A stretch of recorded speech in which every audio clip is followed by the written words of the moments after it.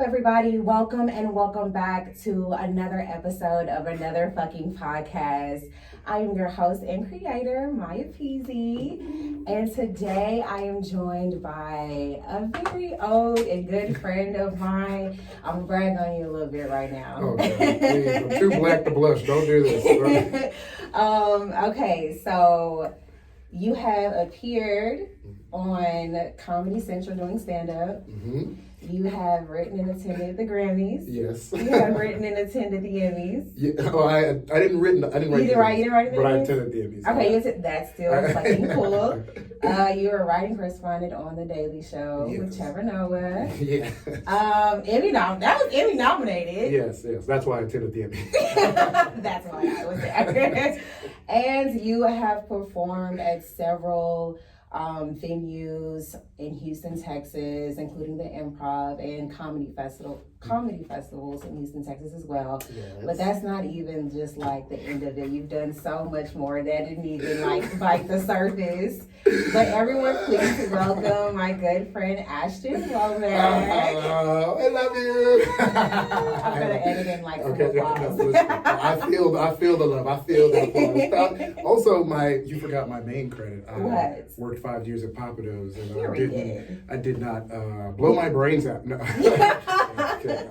Speaking of that, though, no. Okay, so I told you that I kind of did a little research on you to kind of prepare for today. Did my homework. Okay, you're my literal friend. Right. No, but I have to. You gotta be prepared. You've known me since I was like for 10 years. Oh my God, we've known each other for a decade. That's crazy. That's wild. That's wild. But no, I was like stalking your Instagram a little bit, and I noticed that you haven't deleted anything since like you made your Instagram. Oh yeah, I guess. Like that does not have like people like don't really do that. Well, the funny part is I never think about that, but the funny part is my boss Trevor. I keep saying my boss. It's Trevor Noah. Mm-hmm. He's like my friend. He's your friend. He quit The Daily Show. Mm-hmm. I don't know if you guys have heard. If you know, I heard. Why? Anyway. He was. We can get in that. But yeah, one thing at a time. But I was saying he quit The Daily Show, and I was like, oh, get all sad. And then today I was scrolling through his IG because I'm going on tour with him this weekend, and I was going to repost the flyer. But when I went on there. Mm-hmm. None of the Daily Show stuff was on there. He deleted everything. Oh, he really broke up with us. He broke the fuck up, like. So yeah, I've never deleted nothing, but literally today I was looking at Trevor's Instagram. I was like, damn, he broke up with the Daily Show for real. He deleted all the content. I feel like that's just like a kind of like a cleansing thing people do. Maybe I should do that. Maybe I should. You know what? No. I'm not saying this so that you can delete it, because honestly, it was so refreshing to see, because I feel like the point of Instagram is like, it's like a timeline of your life. Yeah. And so when we kind of like delete everything, start over, like sometimes it can be cleansing, but also you're deleting like your life, like what you've been through and through pictures, you know. Yeah, when you delete it, that's the equivalent of like getting bangs or getting blonde hair. When you see a 30-year-old nigga with blonde hair, you're like, oh, he's going through something. Right. He's changing, and that's the deleting your IG. Yeah, I get the refresh. I probably should do that. Please don't, because it's you, and it wouldn't be you if you didn't keep every fucking thing on there. Embarrassing. I went to your very first picture. God. Oh God. It was like you on a bed, and you were like, oh no. Embarrassing. No, it was cute. You were just like posting it. I think my first, like, I'm one of those people that like deleted Instagram for like a year of my life. Like, it was actually like right after high school. I deleted Twitter, Instagram, and I was just doing me for a year. And then I got in a relationship with this guy, and I was like, let me get this whole bag so I can spy on him. but no, like, who this new bitch you follow? Right. You follow? Why you watching my follow? Right. No, but my very first picture on Instagram, I think it was like my senior year. It was like a picture of an apple, and I said like an apple a day keeps the doctor away. I don't know what we were so cute back in the day. We were so cute and just innocent. Yeah. Now it's just AI pictures of Kamala Harris twerking. Bro, social media is so wild right now. I'm like, when you said you deleted social media for a year, I was like, good for you. That is what you should do. This is a good year. Yes, that's.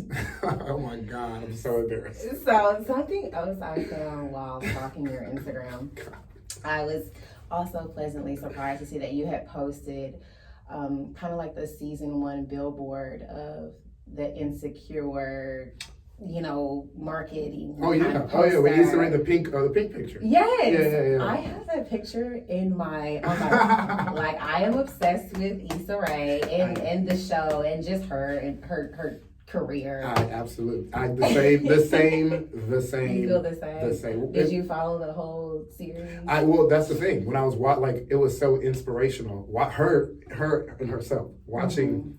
Her go from awkward black girl to working with Larry Wilmore, getting her script ready, to producing a critically acclaimed HBO TV show. Yes. Watching it all, I was like, okay, I don't watch a lot of TV no more.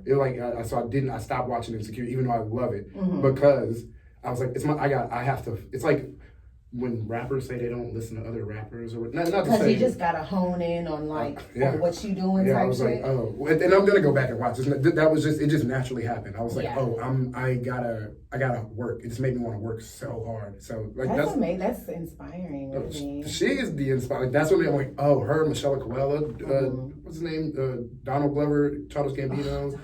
Her eyes rolled back. That was crazy. I mean, I'm just obsessed with his career. He's like, sat neck and neck. Him and Issa, their careers are just so amazing to me. That's literally, I'm like, oh, black. There's it's just inspiring. Like, oh, you're standing on shoulders of giants. What is possible? The language that's what we can create as black people is, how do you say? They're showing. Do it. Yeah, it's you can do it like that. So is that something you want to do eventually? That's what I'm trying to do right now. I'm kind of working inside school. I literally have been meetings always general meetings. I mean, I'm not saying I don't. There's no I'm making a show right now. I'm just doing a meeting with everybody. I got writing my pilots and. The goal is get the pilot in front of these people who I'm lucky they want to meet me. So all I got to do is have the product and be like, this is the next Insecure Atlanta. Yeah. And so that's where I'm at with it right now. And, I can totally see that for you. Listen, God says the same. Yes. Because, listen, look, I like being a writer, but I want to be you want to be I'm I want to be that nigga. Okay? Yeah, the whole oracle of nigganess. Yes, him. I'm gonna plug myself. Look, if you ever, get to that point and you need some assistance. What? I love Maya's energy around. Are you kidding me? We will find I will write a role. Enter Maya. Look, I could just be the background person. But I wouldn't mind having a line. Wow, I would love putting my friends in my TV shows. What am I doing it for? I'm sorry. We had to replace you with Timothy Chalamet. I'm sorry. Who is it? Timothy Chalamet is now playing the role of Monica. Where? No, I'm just. Okay. I made a bit in my head about. It's fine. Okay. So you moved to New York in 2017. Take me kind of back to that moment. Did you always, it kind of sounds weird now that I'm saying out loud that I was stalking you a little bit. But I saw that you kind of visited New York a few times before you moved there. Was that always the plan to move to New York? No. Okay. Why New York then? Well, let's see if I can sum this up. Well, I was visiting because my little sister, she went to Quinnipiac University. My little sister, she's the brave one. I went to U of H because I was and she was like, no, I'm going to leave Texas and go. And I was shit. Exactly. And so we would go to her graduation and you stay in New York, but travel to Quinnipiac for her graduation. But while I was in New York, I was just like, what the fuck? It was immediate love. It was, I couldn't believe, I was at the Comedy Cellar. It's the most famous comedy club in the world. Saw all these, it was just magical. Genuinely, it was actually magical. I went to the Comedy Cellar just to look as a fan, and then some people saw me from a show earlier that I had randomly did in New York, and they were like, yo, get this guy into the cellar. And they brought me up, and it was like a crazy magical experience. And then I came back to Houston. I was gonna move to LA. Everybody was moving to LA. Like I knew nobody. It was the thing. Exactly. But my car kept catching on fire. And I remember that. I remember that. Yeah. And What's that back? LA, you need a car in LA. You do. You need a car. You need a car. One that preferably does not catch on fire every 30 minutes. Because look, no one will pull over and help you. Yeah, They will look at you like you're bored. my ex moved 30 minutes away because she knew after 30 minutes my car would catch on fire. She's like, if I move 35 minutes away, he can't come. That's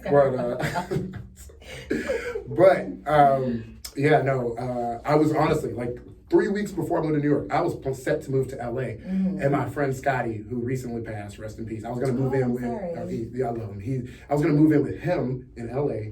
He kept calling me every day, just what he thinks is positive news, but he was really freaking me the fuck out. He'd be like, hey, big dog, I'm bike riding up a mountain to an open mic. I was like, what? And he's like, I just got chased by a mountain lion. I was like, nigga, what? He's like, I'm going to the hospital fee. I was like, hospital? What the fuck are you talking about, Scotty? And I immediately was like, hell no, New York. I moved to New York after Scotty. 3 weeks, it was 3 weeks until I was supposed to move. Scotty scared the shit out of me. I found out. What, because of the mountains? No, it was more than it was my car catching on fire. It was, honestly, there was this podcast, Jesus and Miro podcast I used to listen to all the time. They romanticized New York. It was me going to New York. It was I definitely think New York fits you very well. I'm so much happier that I was. I was like, wow, I am so happy. Can I tell you something though? Yes. I hate New York. That is a fair thing. No, listen, New York. I feel harder. I feel like in LA, everybody's all light and like, hi, yes. I feel like New York is yes. I feel strong. I feel like strong and mean for no reason. Like, well, I'm not mean. They mean, but, and they're not. They are, but they're not. When you live there, you get it because you deal with a lot on a day-to-day basis. It's the moment you wake up. You can wake up at 6 a.m. At 6 a.m. you have to get up and move your car every day. That's some LA shit too. Okay, never mind. All right, well maybe. Nah, but it's hard to keep up with that, especially when you're new. I don't have a car. I had to car sit my sister's car. Ended up having to pay $400 in 1 month, just 1 month. I was like, I'll never. I still have tickets from LA that I haven't paid. Oof. And it's outstanding. It has to be at least $700-800. Yeah, that's the last police. LAPD. That's who you got on you. I'm sorry. They don't play. Oh, they gonna Rodney King. That's you. Like it got so serious that I had a cousin who lived in LA when I was there, and I was just like kind of venting to him one day, and the next day he just sent me like $300. He was like, I know this is not going to cover it all, but here you go. And I was like, cousin, I wasn't telling you that so you can help me. That's like, beautiful. I was just venting. That's beautiful. It was so good beautiful. Cousin. Good, beautiful cousin. He's such a good cousin. Good. I'm going to use this on on some news. Or I don't know what the fuck, but yeah. Thank you. It's so huge to move somewhere that's not your hometown and kind of leave everything behind. So I'm always gonna applaud anybody who does that, because it's crazy to start over. Like especially at you were older. You were 26. 26. Oh my god, I feel like, how old are you right now? 32. Oh my gosh. Yeah. You've been there for 7 years. Is it 7? No, 6? Yeah. Well, actually, I was 26, but a month later I turned 27. Okay. So 27. So really, it's like 5 years. 5 years going to my 6th year. I know. Do you ever think you're gonna move anywhere else? Yeah, I can't stay in that place forever. That shit is crazy. Are you kidding me? I have no idea what it's doing to my psyche. I cannot stay there. Every time I come back home, I'm like, look at the buildings. There's space. There's oxygen. Where's the green? There's the only bugs in New York are like gnats and bed bugs, and you like, when that's your only wildlife, I can't stay here. Problem. Yeah, and so I love New York. I'm definitely gonna. I got a while. I'm not leaving anytime soon. I don't feel. But you just know you're not going to be there forever. I did just get an apartment. I did just sign a new lease. What are you? Was it apartment just by yourself? Yes. That means he got money. No, he got New York money. No. And people have apartments. Well, yeah, honestly. People got roommates. Yeah, listen, I have roommates. It was time for me to move out. Ain't nothing wrong with a roommate. Absolutely. I am not downplaying. Listen, there is nothing wrong. But then I started making more money than my roommates, and I was like making requests. The AC is on 24/7. They're like, we can't afford that. Well, get your money up, nigga. Get your bread up, nigga. It's hot. All right? Like, we can't ask. We can't just be in. What are you doing? I work at Trader Joe's. Well, nigga, get your bread up. You work at Trader. Go to the bread. Become the manager at that home. What are you doing? You sitting on your ass. Well, once there became class warfare in my apartment, I was like, oh, it's time for me to go. It's time for you right now. I'm before they eat me. Okay, so you I've been knowing you for like 10 years. Yes. Now. As we were. I don't feel like I know much about your childhood though. I mean, what was that like? What was mommy and daddy like? Any trauma there? Well, this is the perfect place to tell it. You ain't gotta go too much into your business, but give us what's my trauma? No, what is my childhood? What's funny is, no, my parents weren't together. I didn't meet my dad until I was like 13. Mm-hmm. Obviously, I was raised by a single mom in Texas. Grew up in a little city called Lamarck, Texas. Well, Lamarck. I was born in Galveston. Oh, I didn't know that. Yeah, I was born in Galveston. Moved to Lamarck while I was like a baby with my grandma and them, and then moved to Houston. And eventually, my dad came, picked me up, and he was like, "Yeah, there's no. I guess what was it? My childhood like broke, just broke as hell. Same. It literally just like." Trying to figure out, like, damn, wow, when you bring, like, why does shit suck for me? Right, I didn't ask to be here. Y'all should have had y'all shit together before I got here. No, for real. You had 26 years to get this shit together, and you brought me into this shit. What the fuck? Kids have absolute right to be angry if they're born. Fuck little kids who are like, fuck you, mom. If you're born in poverty, you can say fuck you, mom. No, you can't. No. You'll get your ass beat. Yeah. But yeah, I would just remember, like, not even like, it was like, even like the poverty level in broke kids, like the niggas, even broke kids had Jordans. I didn't even have. It was like levels to poverty. Yeah. It was like, nigga, how you getting Jordan? Oh, your parents are just irresponsible. Yeah. We splurged in my family. I would consider us like lower middle class when I was growing up. And so usually my mom splurged when she got her income tax check, and when she was just being extra friendly, giving out money, and I was like, I'll take it. You know what? A little one time a year, little boost. I know. That's what oh man, no, I remember. Do I remember days like that? My mama definitely. I don't know if she ever like splurged. I don't remember her being like splurged. I think a splurge was like, we got a new car, and we'd be like, nigga, we don't gotta walk no more. That was like ours. Like, what? That was ours.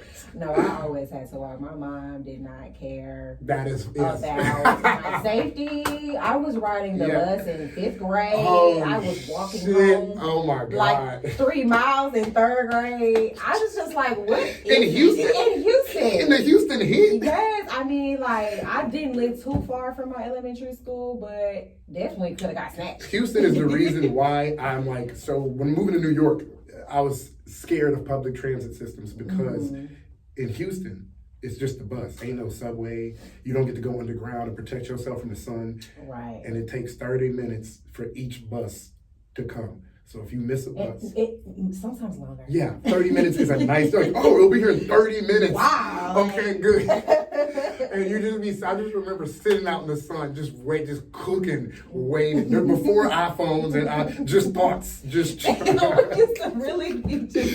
raw dog. You're just like reality. Because sometimes I'll purposely try to go out and leave my phone at home because I was like, I feel consumed by my phone sometimes. Yes. So I try to intentionally leave it behind sometimes, but when I'm in the outside world and I don't have a phone, I feel so awkward. I'm just like, what do I look? Like, I don't want to look. Yeah, what do I do with my hands? I do that all the time when I'm on the train in the subway. I purposely have to try to practice mindfulness, whatever the new age nonsense is. But I am addicted. I'm addicted to my phone, so I choose. I'm like, I need to hear my thoughts. Yes. Be present in reality. And then when I do yourself. that, everybody's like, oh God, I'm just looking at people. It's just like, this is try doing it at a club. My random ass be doing it at the club or at a bar, and I'm like, let me get off my phone and just look chill. around, and they're like, why is she standing? Right, what's wrong with her? Can you focus She your must be attention? high as fuck. Lady, can you stop looking around? Freaking me out, ruining my. I know. This lady's too present. I don't like this. That's really how we should be. But it's fine. It's fine. Damn, what was I gonna say? Oh, speaking of our parents, I don't know if I ever mentioned this to you before, but did you know our moms had beef? What? Yeah.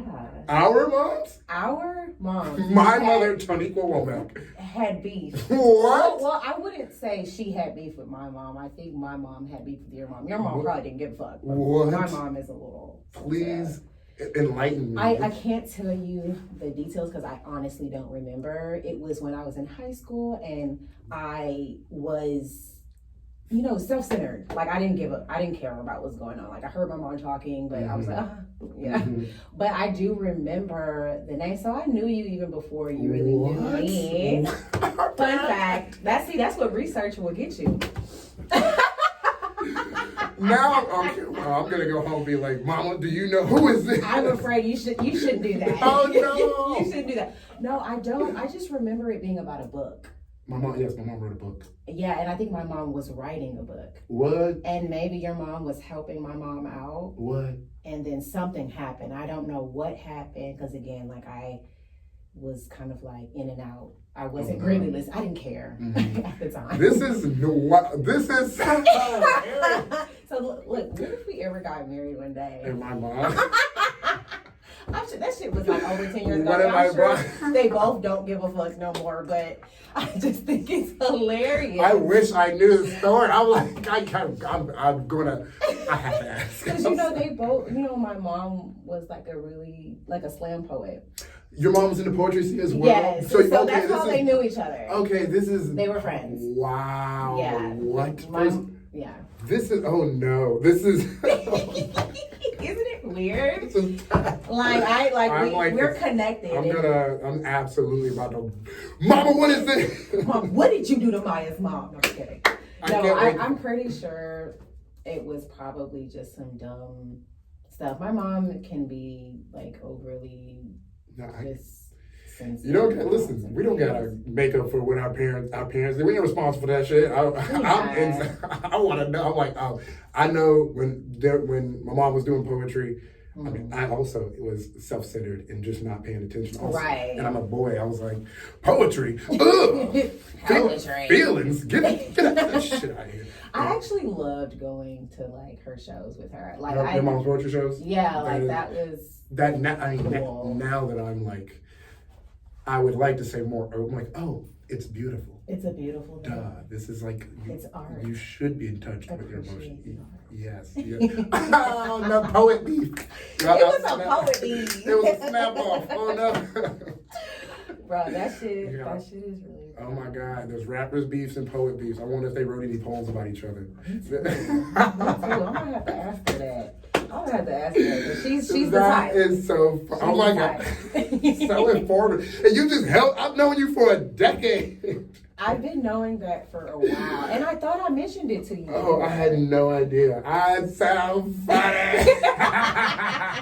Okay, no, for real. Ask your mom about it because I kind of want to know. I want to know. You think you is? So you out here beefing with my friends, mama's mom? Like what? What was that? Okay, so hilarious. off topic. Are you dating right now? No. Why not?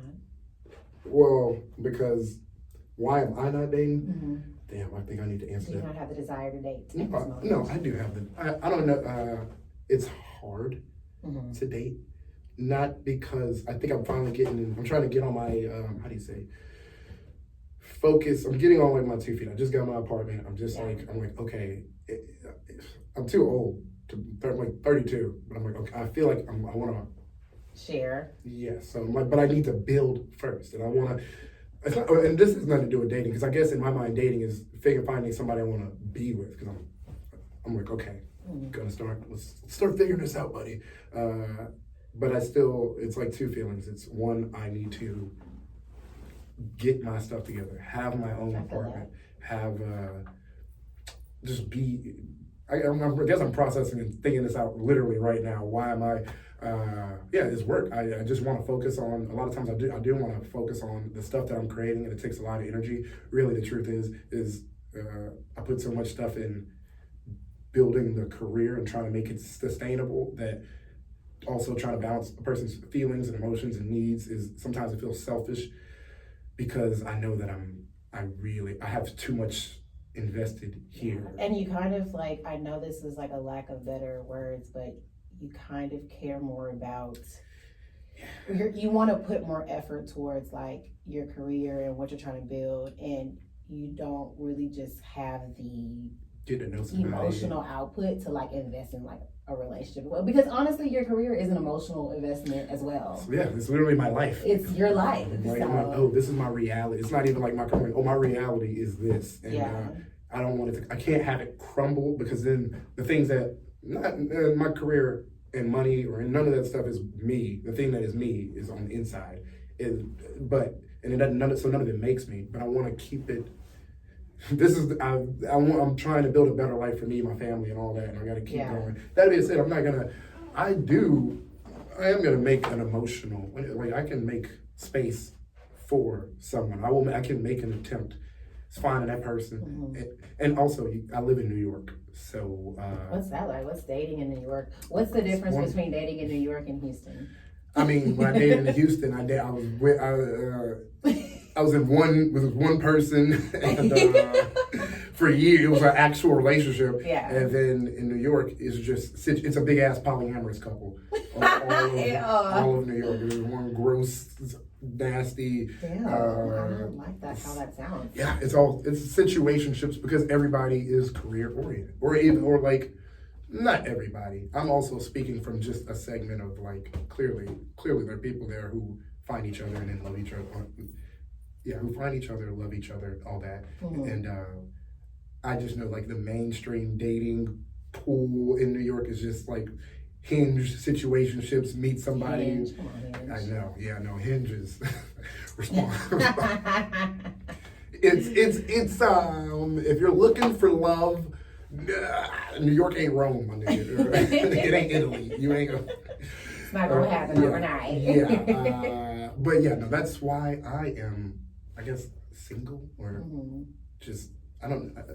You're happily single right now. Yeah, happily single. Yeah. So you're kind of saying like, if it happens, it happens. Yes. You know, but it's not necessarily what you're just not looking for it right now. Exactly. I feel like I'm open to it, so I think whatever happens naturally will happen. I'm not like, no, get away from me. But yeah, I think that's it. I do get scared that I'm like, oh God, I don't want to. You're not running out of time, trust. Oh, okay. Yeah. No. Well, not you mean like for the future? Yeah. Yeah. No, I know that. No, that. Oh, okay. I didn't. No. It's worse. I get scared. I'm like, oh man, I hope. I just don't want to like hurt no one's feelings, because I do like. At the end of the day, a relationship is how much time you can put into it and grow it, and that's what matters. Is like good invested time. And if I'm scared, I'm like, I'm trying to go up. I'm trying to turn up. I'm trying to make production deals, or whatever I'm trying to do in my life. That also takes time, and I'm just scared that even though like a person's gonna be like, no, I'm fine with that. This is cool. They'll say that, and then 10 years passes, and they're like, I've spent in 10 years, I've spent a year and a half with you, and that's the thing that I'm like, current block getting over the line, and something that's easily, if I'm aware of it, So that's the first step. Yeah, I think you'll be fine. And anyone who Kind of loves you. They'll respect, your craft and everything, and they'll understand. And ultimately, if they can't handle like maybe the non-time y'all are spending together, they'll leave. Yeah. They'll try to find what works from them. Yeah. Works for them. And so. I can I think one day I'm gonna have to put on my big boy pants and be like, make time for the people I love, which is like, I think like that is the main thing. One of my main struggles is work. Make physical because I can get caught up so easy. Yeah. I get like so many messages a day. Sometimes I don't look at my phone just because the sheer amount of like, it feels unhealthy. Yeah. I'm like, it is. Email. Like, and I'm like, because my body is just, I cannot physically put this much time in my phone. So I text short. And just naturally, not that I don't care. I'm just like, I have so many messages to respond to. Yeah. That I feel bad if I don't respond, and then people are like, no, I promise you, I just could not go and open my IG DMs. Yeah. Because I need to be aware. I need to be alive, or I need to be present in my moment. Don't feel bad for that. No, you can totally, it's your fucking Instagram, it's your phone. Like, only take on what you can handle, and like, I don't know, over exalting yourself is not going to help you or the next person. Yeah. So do what you got to do. Yeah, I be there.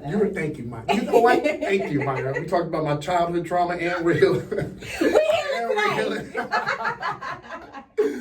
Thank you. Okay, Ashley, we're going to wrap it up now. Do you have any like words of encouragement for anybody who kind of like wants to go down the same path you're going, like comedian path, or just like in general life shit?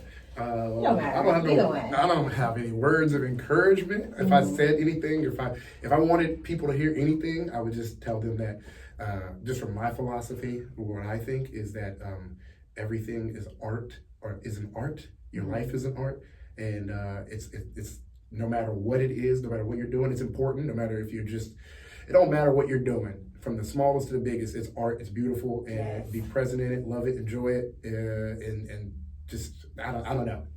Reminder, life is beautiful, you're beautiful. So no matter what you're doing, enjoy that. Yes, I love that.